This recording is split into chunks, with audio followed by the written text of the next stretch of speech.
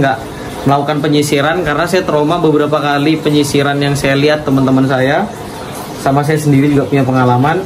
Penyisiran itu kalau nggak tepat, nggak sesuai lah sama kebutuhannya. Jadi ada memang yang ikan tuh kebutuhannya emang disisir, sama ada kebutuhannya itu yang dipotong. Jadi kalau emang kebutuhannya cuma dibuat dipotong, dirapiin aja. Kalau emang disisir aja. Jadi jangan ngambil tindakan terlalu berlebihan lah ibaratnya, daripada nanti hasilnya malah nggak maksimal. Nah oke guys, welcome back to my channel kita semua.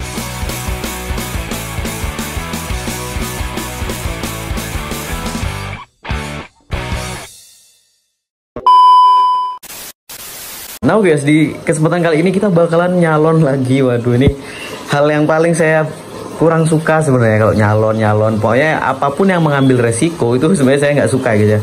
Tapi di sini ada satu ikan. Nah ini dia ikannya. Kita kasih lihat dulu. Nah ikan ini udah sold out ke Jakarta ya kalau nggak salah, udah sold out ke Jakarta.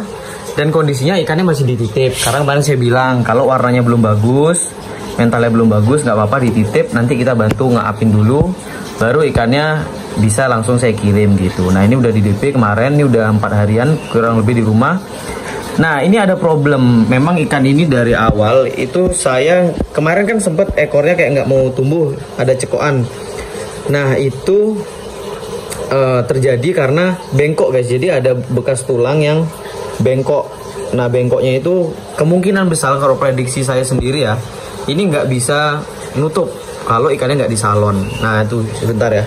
Nah itu bengkok di bagian ujung. Nah padahal saya eman banget kalau mau nyalon ikan ini karena satu, kalau kalian lihat bias di bagian ekor, ini ekornya sedang pertumbuhan dan ikannya juga apa ya, ibaratnya masih kecil juga, masih masa grow up. Sebenarnya kalau nggak disalon itu nggak apa-apa, nanti nunggu agak besaran dikit. Cuman karena ya mungkin pembelinya nanti nggak bisa nyalonnya atau apa, atau repot, akhirnya kita ngambil keputusan. Kemarin saya tanya ke ownernya atau calon ownernya, saya bilang, mas ini ikannya ada problem di bagian ekor, mau saya salonin apa enggak gitu. Terus itu orangnya bilang ya mas nggak apa-apa. Terus saya bilang juga saya mau jadiin konten. Nah ini kondisinya ikannya lagi saya puasain ya guys ya, ini lagi saya puasain.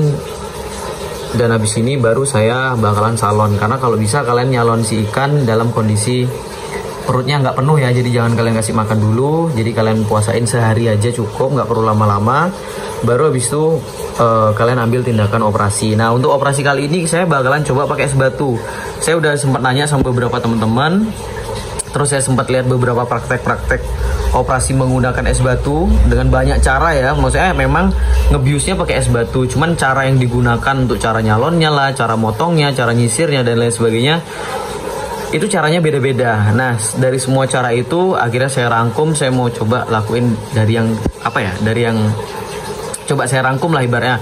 Kayak saya lihat ada orang yang ngebiusnya pakai plastik, ada yang nggak pakai plastik, terus ada yang ya banyak lah caranya, banyak banget. Tadi saya udah sempet ngecek di YouTube, terus nanya sama temen juga, ya kalau ngebius cuman pakai es batu bla bla bla gitu doang. Terus beberapa resiko-resiko yang terjadi. Jadi menggunakan es batu atau tembakau itu sebenarnya pilihan ya guys ya. Tembakau pun itu sebenarnya kalau kayak kemarin kita hampir blunder karena memang dosisnya kebanyakan. Nah untuk es batu sendiri juga saya tadi sempat nonton di YouTube, ternyata banyak juga ikan-ikan yang ibaratnya agak hampir-hampir blunder juga waktu di salon pakai es batu. Nah tapi akhirnya ya sekilas saya pelajarin, saya coba lihat-lihat, akhirnya kemungkinan caranya saya udah dapat sekarang. Nah ini kita jadi tinggal ngerapiin. Ini aman banget guys, ini finnya ini ya, ini di bagian ekor nih sirip muda, yang mengkilap ini yang muda, itu kita habisin semua tuh, nanti kita habisin. Terus sebenarnya maunya kita sisir, tapi karena ikan kecil masih masa grow up juga, jadi kita nggak perlu sisir. Kalian kita potong, kita rapiin belakangnya itu aja sampai di bagian yang pangkal yang nekuk itu. Nah itu di bagian yang nekuk itu kita bakalan potong. Nah habis ini kita siap-siap dulu. Saya lagi dinginin es batu kebetulan. Mungkin 2-3 jam ke depan ikan ini bakalan saya salon guys nih. Ikannya lemes nih guys, belum makan nih, dari kemarin udah belum saya kasih makan, udah persiapan buat hari ini sih. Oke, kalau gitu habis ini kita bakalan langsung, kira-kira kalau ikan kecilnya guys ya, saya juga kayak merhatiin kayaknya kalau ikan kecil nih lebih gampang lah. Soalnya kemarin saya lihat beberapa orang bius ikan-ikan yang agak besar, size-nya besar itu kalau es batu kayaknya ikannya masih agak-agak sadar banget lah. Jadi nggak bener-bener kayak tembakau ya. Karena kalau tembakau tuh ikan bener-bener tenang, relax, bener-bener kebius sama efek dari tembakaunya. Tapi kalau es itu saya lihat agak masih gerak-gerak dan masih responsif lah ikannya biasanya. Tapi nggak tahu juga, kita lihat lagi nanti prakteknya gimana. Oke, kalau gitu kita let's go nanti guys. Nah oke guys, jadi ini ikannya udah kita jaring. Ini kita masukin plastik.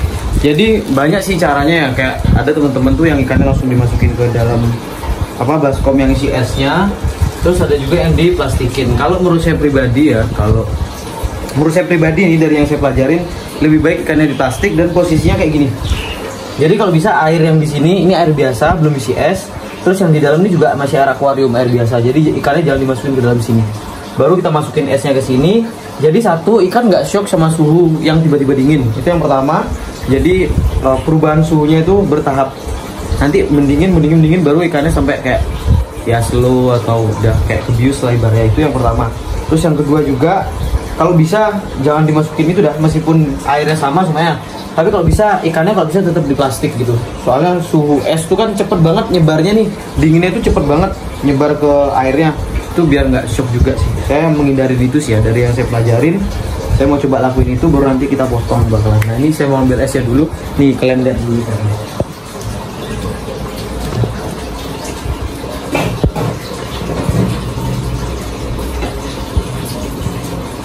Nah guys, jadi esnya saya pakai es ini. Esnya es apa aja boleh, tapi ini kebetulan ya ini kayak jelly sebenarnya. Ini dari tahun 2019 kalau nggak ini 2021 kalau nggak salah ini guys, es ini. Jadi kalau dulu tuh kalau ngambil Auranti ya, pengiriman jauh itu kita dikasih es kayak gini. Ini mahal sih katanya. Ini kayak jelly gitu loh. Nah ini kita masukin, ikannya lompat-lompat, biarin dulu. Kita biarin sampai ikannya nanti bener-bener udah kelihatan lemes lah. Nanti coba kita tunjukin juga. Sama ini gini ya guys ya, nih kalau saran saya, jangan kalian tuh terlalu sering buat nyalon-nyalon ikan atau apa tuh jangan, kecuali ada bener-bener keperluan. Karena memang pasti ya di komentar biasanya ada, maksudnya kayak dulu ya, saya yang pertama kali bikin video nyalon tuh ada yang bilang ini menyiksa hewan dan lain sebagainya. Nah di sana saya jelasin lagi. Jadi setiap konten kayak gini atau operasi ya saya jelasin lagi. Kalau yang namanya nyiksa hewan tuh kalau emang nggak ada kepentingan kita ya, ikan nggak ada cacat, nggak ada apa-apa, terus kita potong-potong, kita operasi, itu emang menyiksa. Tapi kalau kayak ini posisinya kayak gini, ini emang tujuannya baik guys, jadi dirapikan biar nanti tumbuh kembang si ikan juga jauh lebih baik. Itu. Nah ini kita biarkan dulu. Saya juga nggak tahu berapa menit karena dari semua video yang saya tonton itu nggak ada yang benar-benar menjelaskan oh sekian menit ikannya pingsan, tuh nggak ada. Jadi tergantung dari imun si ikan sendiri. Kalau emang ikannya kuat, dia bakalan agak lama terbiusnya. Tapi kalau emang ikannya agak lemas atau cepat terbiusnya, ya berarti cepet. Gimana sih? Goblok. Oke, ya intinya tuh kita tunggu sampai ikannya bener-bener nanti kebius lah ibaratnya. Udah lemes baru kita nanti bakalan potong. Oke, kalau gitu saya habis ini mau nyiapin gunting dulu karena di sini kita nggak nyisir, kita bakalan cuma motong doang, ngerapiin. Karena kalau kita sisir, kita takut nanti malah keriting nanti dia guys gitu. Kecuali kita biasanya kalau nyisir tuh ya emang ikan yang emang bukaan ekornya nggak bagus, itu bisa disisir. Tapi kalau ikan bukaan ekornya masih oke, terus emang kendalanya cuma di bengkok doang, kita bakalan potong nanti. Oke, kalau gitu kita lanjut nanti waktu operasi. Ciu. Nah oke, jadi kurang lebih nggak tahu sih berapa menit ya, soalnya lama banget ternyata untuk pembiusan pakai es batu. Ini kalian lihat ikannya udah lemes banget sih harusnya ya. Kelihatan nggak sih? Kelihatan nggak? Ada. Ikannya udah lemes banget. Tadi saya udah sempat coba pegang. Udah lumayan lemes banget. Makanya. Tapi untuk waktu memang bener kayak di YouTube. Jadi kita nggak bisa prediksi berapa lama terus ikannya baru bisa dioperasi, itu nggak bisa. Jadi emang feeling kita harus main sih. Pokoknya kalau kalian lihat ikannya udah mulai agak lemas, udah bisa lah kalian ambil tindakan. Nah ini kita bakalan masukin ke sini dulu air dikit.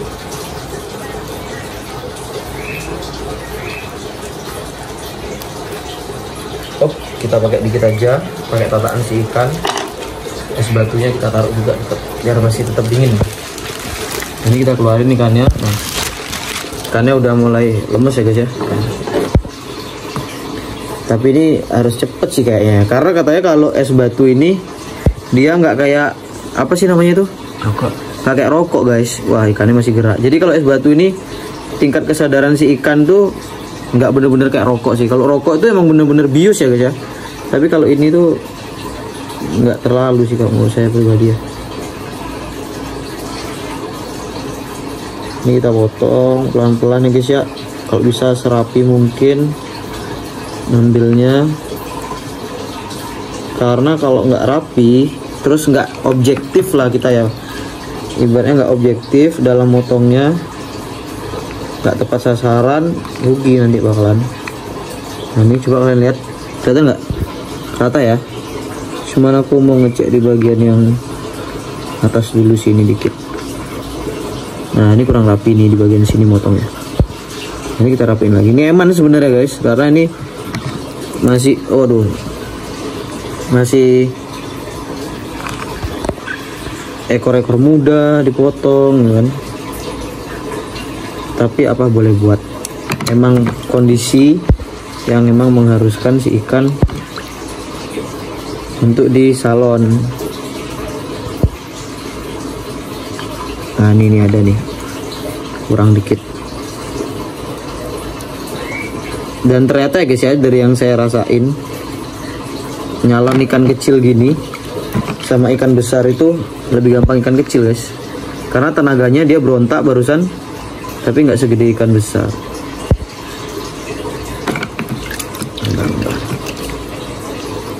Kita periksa lagi, set, aman guys. Udah. Setelah itu dari yang saya pelajarin lagi, kita bakalan tetap pakai air ini ya. Ini airnya kita tetap pakai, ikannya kita masukin. Udah. Aman. Kita aklimasi. Nah, di air yang ini. Nah, coba deketin. Nah, kita aklimasi itu. Ini saya udah siapin ketapang. Ketapang ini manfaatnya banyak. Selain stabilin pH, ketapang juga punya antibakteri alami. Namanya itu zat flavonoid yang ada dalam ketapang. Kenapa saya pakai daun? Karena kalau yang masih daun, kemungkinan zat flavonoid yang ada terkandung di dalam ketapang itu masih benar-benar original. Jadi kalau udah di ekstrak atau yang udah diolah ya sama orang, kalau olahnya benar, maka hasilnya bakalan bener. Tapi kalau ngolahnya nggak bener, hasilnya juga nggak bener nanti guys. Nah ini karena udah masuk, nih saya masukin air biasanya.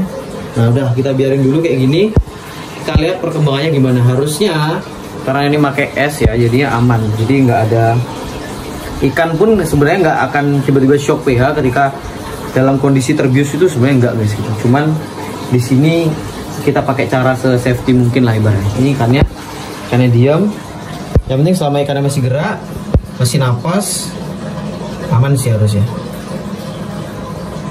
Ekor juga saya nggak ada ngasih obat apa-apa karena saya udah pakein ketapang. Biasanya niatnya saya maunya pakein obat biru, kalau nggak aqua plus lah, karena saya ada sebenarnya aqua plus, tapi ini saya nggak kasih karena kalau luka tuh biar cepet tumbuh langsung aja lah, biar alami gitu aja.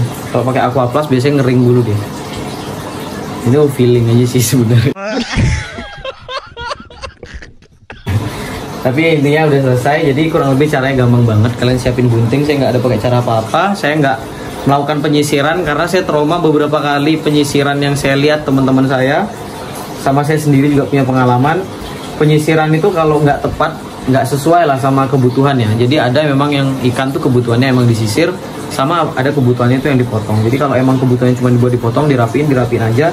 Kalau emang disisir aja guys. Jadi jangan ngambil tindakan terlalu berlebihan lah ibaratnya, daripada nanti hasilnya malah nggak maksimal. Nah ikannya kayak gini dulu, nanti kita lihat setelah mungkin ikannya kalau udah sadar gimana. Oke? Nah oke guys, jadi ini dia kondisi si ikan. Nah ini jadi ikannya memang kalau es batu juga kelebihannya salah satunya ya meskipun ada kekurangan dan kelebihannya. Nah untuk es batu ini sendiri, untuk tingkat menyadarkan si ikan, jadi bikin ikannya sadar dari pingsan atau lemesnya itu cepet banget. Ini nggak sampai 5 menit loh, barusan dia ini sudah aktif, terus sudah aman sih. Sekarang udah kelihatan aman banget. Dan setelah ini mungkin perawatannya untuk pakan sendiri kita lebih fokus ke cacing selama 2-3 hari, setelah itu baru bisa ulet Hongkong sama campur yang lain-lainnya, udah bisa pelet, udah bisa masuk. Jadi ikannya udah aman. Operasinya sukses. Ini operasi kedua yang saya lakukan sendiri. Terus ya banyak sih pengalaman yang saya dapat, mulai dari pakai tembakau, terus pakai es, ya ada plus minusnya lah. Intinya kalau kalian mau ngelakuin hal-hal kayak gini, usahakan kalian punya alasan yang tepat kenapa kalian harus salon ikan kalian. Terus yang kedua, diperhatikanlah aspek-aspek pentingnya, kayak mulai dari alat-alatnya, terus cara motongnya dan lain sebagainya. Sama kalau bisa jangan 1 orang, kalau bisa 2 orang itu lebih enak. Jadinya nanti kalau ikannya berontak atau apa, ada yang megangin dan lain sebagainya. Oke, jadi buat teman-teman tetap hati-hati kalau sampai ngelakuin hal kayak gini. Ini nggak untuk dicontoh kecuali memang ada keperluan. Ya pokoknya kurang lebih kayak gitu. Terima kasih buat yang udah nonton.